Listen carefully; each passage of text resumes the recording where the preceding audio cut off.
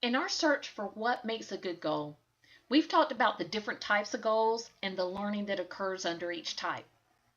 We've also talked about how to write clear learning goals that support our conceptual understanding, procedural fluency, and application. Now let's talk implementation. We know where to use goals to guide our instruction and for progress monitoring and assessment. When it comes to implementing effective goals, both the teacher and the student have roles to play. The book Principles to Action summarize these roles. Teachers are to write clear goals that clearly identify what students are to know and be able to do. And as teachers, we have to understand how the goals fit within the learning progression. During instruction, we need to talk about and refer to the goals so students understand how the current work relates to their learning. And we're to use the goals to guide lesson planning and reflection and to make decisions in real time during instruction. And here's what the student should be doing related to the learning goals. Students should engage in discussions of the mathematical purpose and goals related to their current work, such as what are we learning? Why are we learning it? Students can use the learning goals to stay focused on their progress. And students can use the goals to understand how their current work ties to what they studied previously and seeing where the math is going. And that might require some scaffolding or some generating discussions on your part. And students can use the goals to assess and monitor their own understanding towards the learning goal. Now here's Kathy's take on implementing effective learning goals. You ready? Well, here's my thoughts. Our goals should take center stage when we are determining what to teach and how to teach it. So in planning our instruction, we've got to consider how our instruction supports the learning of the goal.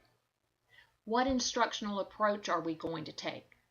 What types of tasks and activities are we going to use and implement in our instruction? How are we going to facilitate that learning? What types of discussions do we want to take place? What kinds of questions are we going to ask to get our students thinking? What kinds of answers, questions, and misconceptions can we anticipate from our students? And how can we respond to direct the learning to the goals? Goals serve as a reference to keep instruction on point. And goals are used by both teachers and students to monitor progress, so we can make adjustments in real time based on our students' understandings. And goals focus our students' attention on what they're to learn. And again, we use our goals to determine how we're going to assess the learning.